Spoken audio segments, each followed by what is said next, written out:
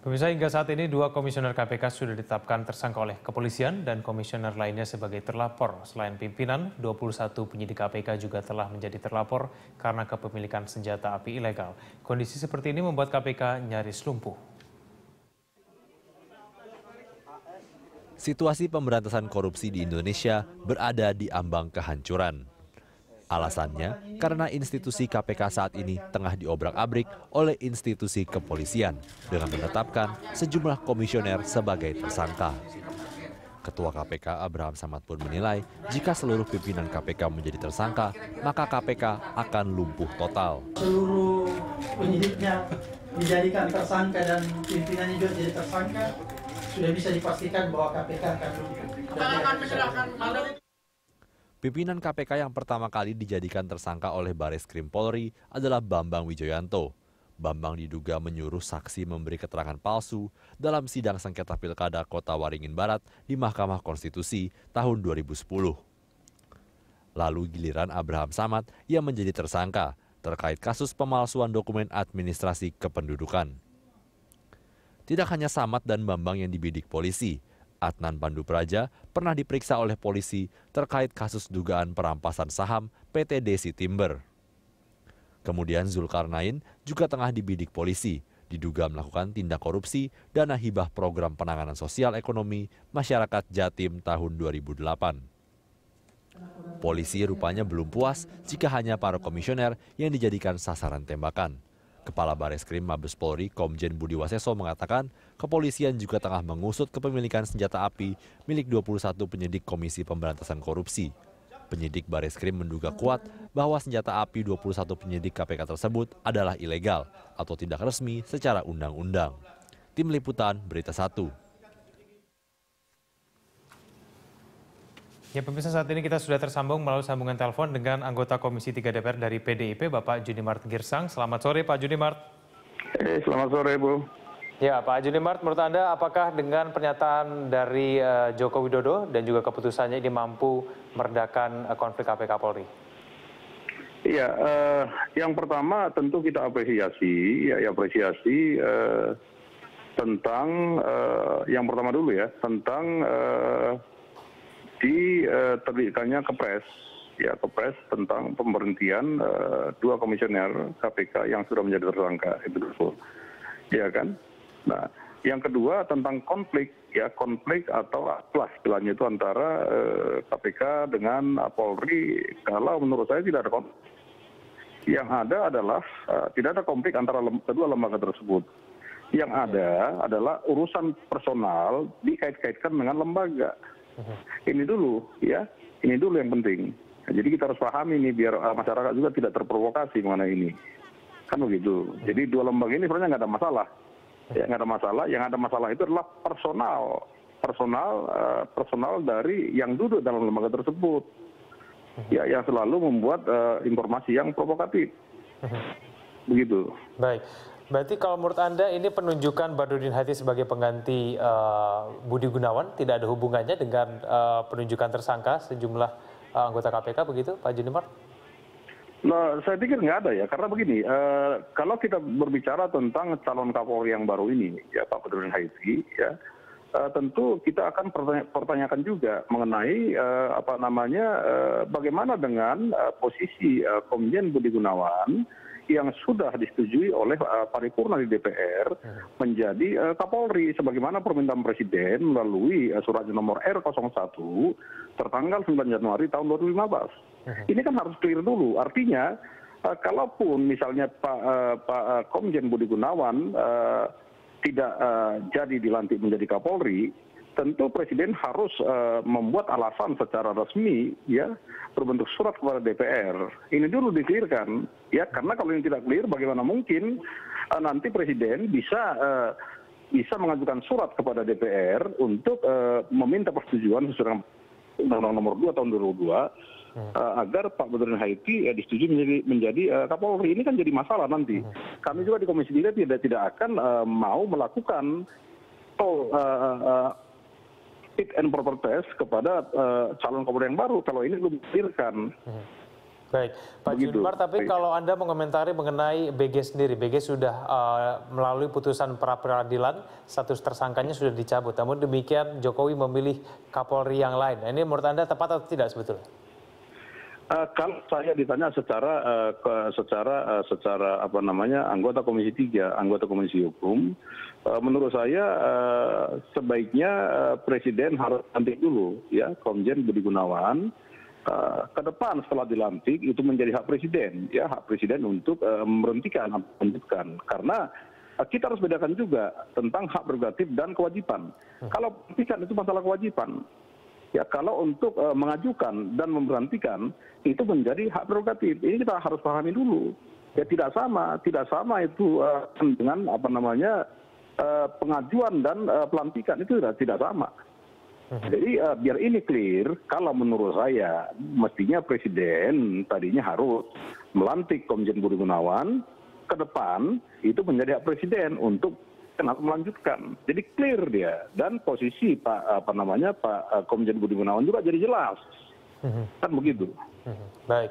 Pak Junimart, ini melalui pernyataan dari Mensesnek Pratikno, surat akan segera dikirimkan kepada DPR terkait dengan penunjukan calon Kapolri yang baru ini. Lalu kemudian tindakan dari DPR sendiri, apakah ini berarti akan mengulang proses sejak awal atau seperti apa nantinya?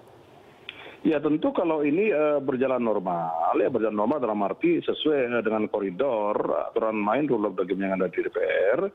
Kami hanya menunggu surat resmi dari Pak Presiden tentang pembatalan untuk melantik Komjen Budi Gunawan sebagai Kapolri.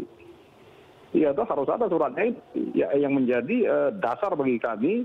Apakah kami akan menerima untuk melanjutkan tahapan fit and proper test terhadap Komjen Badrodin Haiti?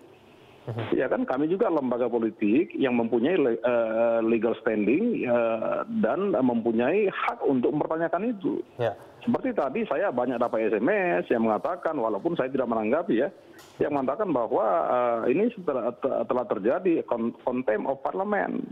Iya kan, tetapi itu bukan menjadi pendapat kami di DPR. Ini masih pendapat dari luar yang masuk ke DM saya, ke SMS saya. Kan begitu ya. Tapi ini pun semua nanti tergantung kepada teman-teman di DPR. Sikap dari PDIP sendiri, fraksi di DPR seperti apa, Pak Junimart, terkait dengan Badrodin Haiti ini sebagai calon Kapolri baru? Ya, karena tadi kami paripurna dan berita ini baru kami dapatkan sekitar jam 3 tadi.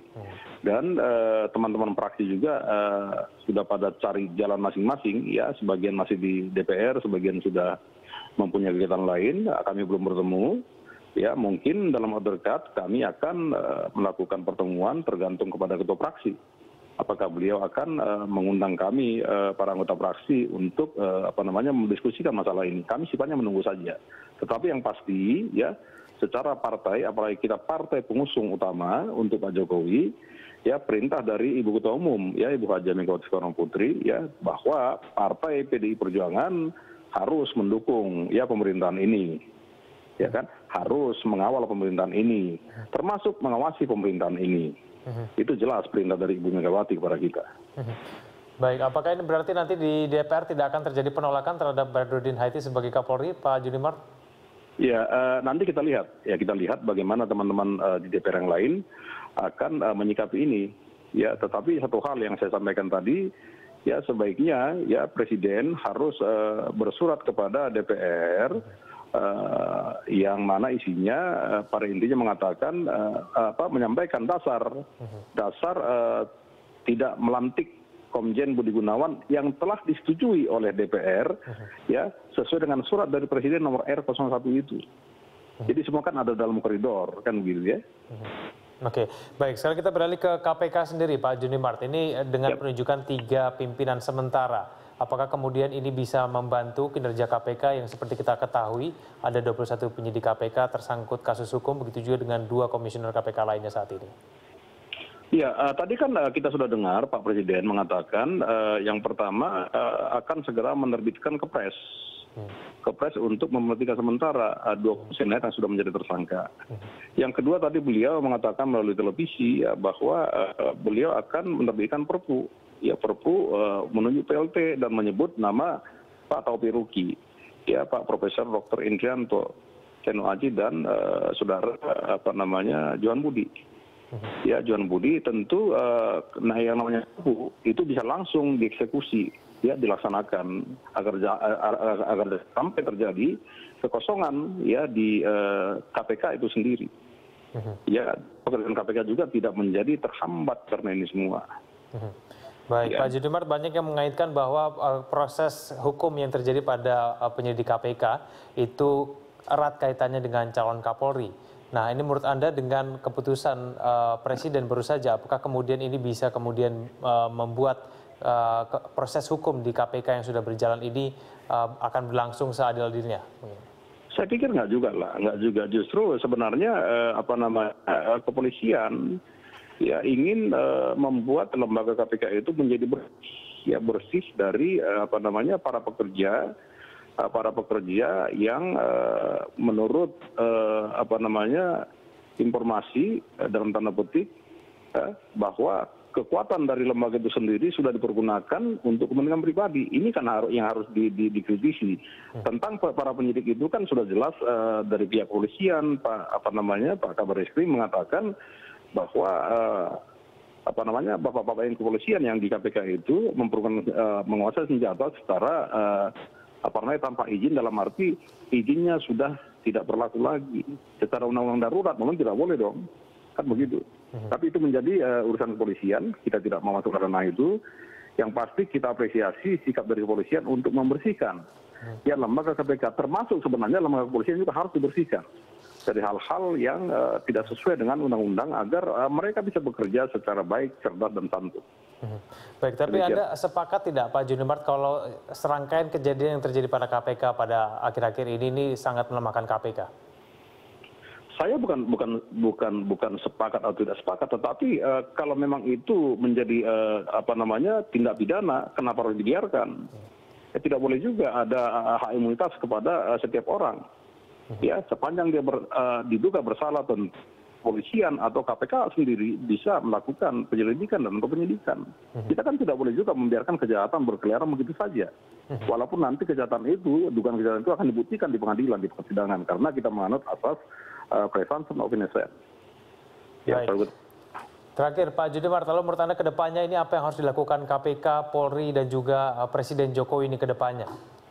Sebenarnya kalau kita mau jujur ya di dalam melakukan segala pekerjaan itu ya, kalau kita mau jujur seperti kasus Pak Budi Gunawan ini kan sudah clear sebenarnya ya di kepolisian.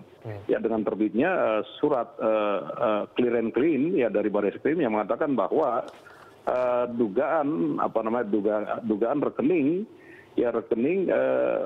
Komjen Gunawan itu bermasalah. Ternyata temuannya tidak bermasalah.